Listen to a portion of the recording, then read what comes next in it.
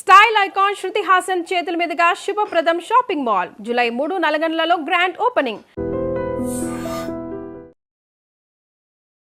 వాగర్థవివ సంపృక్తౌ వాగర్థ ప్రతిపత్తయే జగతః పితరౌ వందే పార్వతీ పరమేశ్వరౌ. ఆదిత్యాయ చ సోమాయ మంగళాయ బుధాయ చ గురుశుక్ర శనిభ్యశ్చ రాహవే కేతవే నమః. శృంగేరి జగద్గురు పీఠాధిపతులకి, కంచి పీఠాధిపతులకి నమస్కారములు తెలియజేసుకుంటూ కార్యక్రమాన్ని ప్రారంభిద్దాం.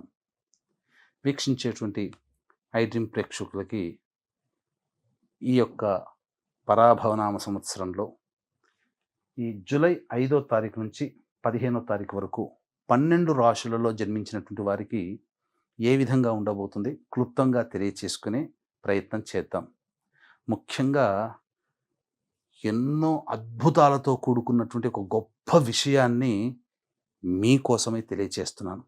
ఎందుకంటే ఇప్పుడున్నటువంటి అవకాశం మిస్ చేసుకున్నామా, మళ్ళీ 2053లో అటువంటి రోజు మనకు దొరుకుతుంది. ఆ 2053లో మిస్ చేసుకుంటే 2070లో మనకు దొరుకుతుంది. కాబట్టి వీక్షించేటువంటి ప్రేక్షకుల్లో ఈ 2053 వరకు ఎంతమంది మనం వచ్చే రోజున చూడగలుగుతాం, 2070లో వచ్చే రోజున చూడగలుగుతాం. కాబట్టి ఈ 2026 సంవత్సరంలో ఈ నెలలోనే జూలై మంత్లోనే ఒక అద్భుతమైనటువంటి సమస్త దోషాలని తొలగించి జాతకరీత్యా అపారమైనటువంటి శివానుగ్రహాన్ని ప్రసాదించే ఒక గొప్ప రోజు గురించి ఇందులో తెలియచేసుకుందాం. ఇక ఆలస్యం చేయకుండా రాశి ఫలాల్లోకి వెళ్ళిపోదామా. 5వ తారీఖు నుంచి 15వ తారీఖు వరకు వృషభ రాశిలో జన్మించినటువంటి వారికి ఏ విధంగా ఉండబోతుందో తెలుసుకునే ప్రయత్నం చేద్దాం. ప్రధానంగా రాశిలోనే కుజ సంచార ప్రభావం. ఇది పాపగ్రహమైనటువంటి కుజుడు రాశిలో ఉండడం ఏమాత్రం యోగ్యం కాదు, శుభ ఫలితాలు ఉండవు అని చెప్పి చాలామంది అనుకుంటుంటాం. కానీ ఈ కుజుడు మీకు చాలా ధైర్యాన్ని ఇస్తాడు. డెసిషన్స్ని సరైన సమయంలో తీసుకునే అవకాశాన్ని ఈ కుజుడు కలగజేస్తాడు. ముందుకు వెళ్ళే స్వభావం తప్ప వెనకడుగు వేయనటువంటి తత్వాన్ని మీకు కలగజేస్తాడు. ఇది పాజిటివే కదా. దీన్ని అలవాటు చేసుకొని తదనుగుణంగా మీ నిర్ణయాలు తీసుకుంటే ఈ వృషభ రాశి వారికి గతంలో కంటే ఎక్కువ మేలు జరిగే అవకాశాలు గోచరమవుతున్నాయి. కాబట్టి ఈ యొక్క కుజగ్రహంలో ఉండేటువంటి పాజిటివ్ సైన్ని మీరు అలవర్చుకునే ప్రయత్నం చేయండి. ఇక ప్రధానంగా బుధుడు 6, 7 తారీఖు వరకు కూడా అనుకూలంగా లేడు. కాబట్టి 5, 6, 7 తేదీల్లో ఎవరికి కూడా డబ్బులు అప్పుగా ఇవ్వడం కానీ, లేకపోతే ఏదైనా పెట్టుబడులు పెట్టడం కానీ, ఇన్వెస్ట్మెంట్స్ ఎక్కడైనా కానీ చేయడం కానీ చేయకండి. ఎందుకు? దానివల్ల కొన్ని ఇబ్బందికర పరిస్థితులు రాని బాకీలుగా అయిపోతాయి. ఇక బుధుడి యొక్క ప్రభావము ప్రధానంగా చూసుకుంటే 8వ తారీఖు నుంచి బుధుడు చాలా అనుకూలంగా ఉండబోతున్నాడు. అన్ని విధాలుగా ధనాదాయం చాలా చక్కగా ఉంటుంది. వ్యాపార వృద్ధి, వ్యాపార విస్తరణ చేసుకోగలుగుతారు. అలాగే పెట్టుబడికి మించినటువంటి లాభాలు మీకు లభించడం ద్వారా సంతృప్తికరమైనటువంటి జీవితాన్ని పొందుతారు. కుటుంబంలో ప్రేమ ఆప్యాయతలతో ఎక్కువగా సంతోషంగా గడిపే అవకాశము బుధగ్రహ సంచార ప్రభావంలో కలుగుతుంది. అయితే ఇక్కడ ప్రధానంగా చూసుకున్నట్లయితే గురువు అనుకూలముగా లేడు. ఈ కారణం చేత రాశి వారికి ప్రధానంగా బాధక స్థానాధిపతి యొక్క నక్షత్రంలో ఉండడం, ఈ కారణం చేత వృషభ రాశిలో జన్మించినటువంటి వారికి గురువు అనుకూలత లేడు.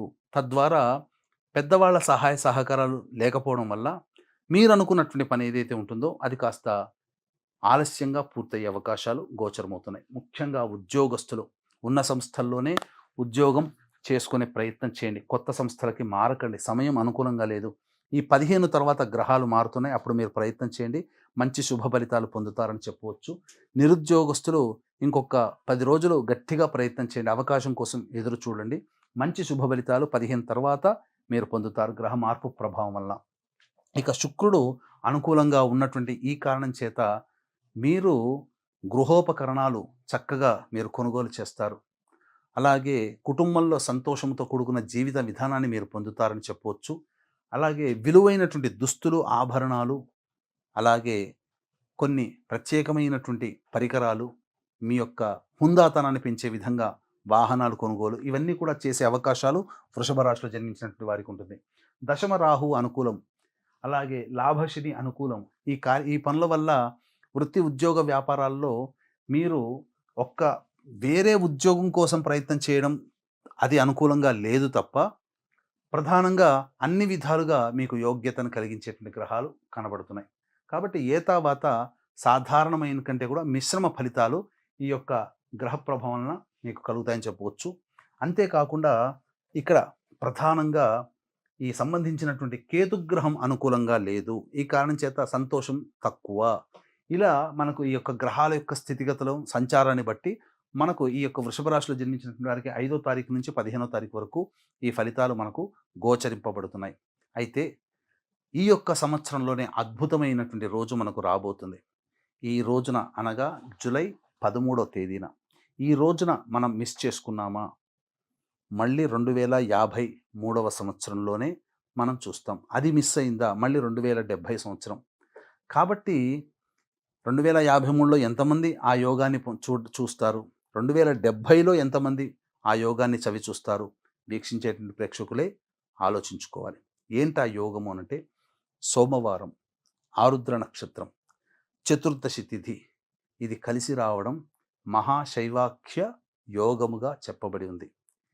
ఇంతటి యోగం ఉన్నటువంటి రోజు 100 శివరాత్రులతో సమానమైనటువంటి రోజుగా చెప్పబడి ఉంది.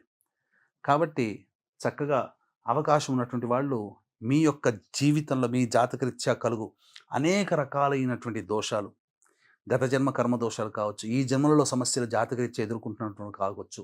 కాబట్టి ఆ పరమేశ్వరుని దగ్గరికి చేరుకొని ఆ రోజున వినమ్రముగా శివ అర్చన అభిషేకములు జరిపించుకోండి.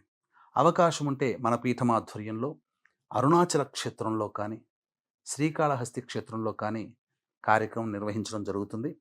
మీ జాతకరీత్యా కలుగు విద్య, వివాహ, ఉద్యోగ, దాంపత్య, సంతాన, అనారోగ్య సమస్యల నివారణకి, అలాగే మేష, మిథున, కర్కాటక, సింహ, కన్య, వృశ్చిక, ధనస్సు, కుంభ, మీనరాశిలో జన్మించిన వారికి, మరియు ప్రధానముగా ఆరోగ్యం కోసం మృత్యుంజయ హోమం, సమస్యల నివారణకి సుదర్శన హోమం, విద్య కోసం సరస్వతి దక్షిణామూర్తి హోమం, అలాగే వ్యాపారము, ఆర్థికాభివృద్ధికి లక్ష్మీ హోమంతో పాటుగా నవగ్రహాలు ఈ యొక్క రోజున అనుకూలంగా ఉంటాయి. నవగ్రహాల యొక్క అనుగ్రహం కోసం నవగ్రహ పాశుపత హోమం అమృత ఘడియల్లో చేయించడం జరుగుతుంది. ఈ కార్యక్రమం సాయంకాలం 4 గంటలకి ప్రారంభమవుతుంది. కాబట్టి 3 గంటల లోపల 13వ తారీఖు 3 గంటల లోపల మీరు నమోదు చేసుకోవచ్చు. కానీ కేవలం 54 మందికి మాత్రమే ఈ కార్యక్రమంలో అవకాశం. కాబట్టి ఈ యొక్క మాట వినగానే అవకాశం ఉంటే నమోదు చేసుకునే ప్రయత్నం చేయండి. కానీ మీకు దగ్గరలో ఉన్న శివాలయంలో మాత్రం ఈశ్వర ఆరాధన మాత్రం ఎట్టి పరిస్థితుల్లో మిస్ కాకండి. ఇక వివరాల్లోకి వెళ్ళినట్లయితే 5వ తారీఖు, 6, 7, 8 తారీఖుల్లో అనుకున్నటువంటి పనులలో విజయం సంప్రాప్తమవుతుంది. అలాగే విందులు, వినోదాలు, కుటుంబ సభ్యులతో పాల్గొంటారు. ఆదాయానికి మించిన లాభం లభిస్తుంది. అన్ని విధాలుగా ఖర్చుల్ని అధిగమించగలుగుతారని చెప్పవచ్చు. 9, 10 తేదీల్లో ప్రశాంతత లోపిస్తుంది. అనవసరమైనటువంటి ఖర్చులు ఉంటాయి. ప్రయాణాలు అనవసరంగా ఉంటాయి. అలాగే ఏ పని చేయాలన్న ఆటంకాలు అనేటువంటివి ఉంటాయి. 11, 12 తేదీల్లో ప్రధానంగా పెండింగ్లో ఉన్నటువంటి పనులని పూర్తి చేసుకోవడము, కుటుంబ సభ్యులతో ఆనందంగా గడపడం, పాత మిత్రులను కలవడం అనేటువంటిది జరుగుతుంది. ఇక 13, 14 ఈ తేదీల్లో కనుక చూసుకున్నట్లయితే ప్రధానంగా ట్యాక్సులు కట్టాల్సినటువంటి అవకాశం, చలానాలు కడతారు. ప్రభుత్వ పరంగా కొంత నష్టం, ఆ ధన నష్టం జరుగుతుందని చెప్పవచ్చు. అలాగే కుటుంబ సభ్యులతో వాగ్వివాదాలు జరుగుతాయి. జాగ్రత్తలు పాటించండి. 15వ తారీఖు మాత్రం అన్ని విధాలుగా సహాయ సహకారాలు ఇతరుల వలన పొందుతారు. మంచి శుభ ఫలితాలని పొందుతారని చెప్పవచ్చు. తర్వాత ఈ యొక్క వృషభ రాశిలో జన్మించినటువంటి వాళ్ళు సమస్యల పరిష్కారం కోసం ప్రధానంగా ప్రతిరోజు కూడాను సుబ్రహ్మణ్య భుజంగ స్తోత్ర పారాయణము, అలాగే విష్ణు సహస్రనామ పారాయణం చేసుకుంటే చాలా సమస్యలు తగ్గుముఖం పడతాయి. ముఖ్యంగా జూలై 13వ తారీఖు రోజున శివారాధన మీకు దగ్గరలో ఉన్నటువంటి శివాలయంలో మర్చిపోకండి.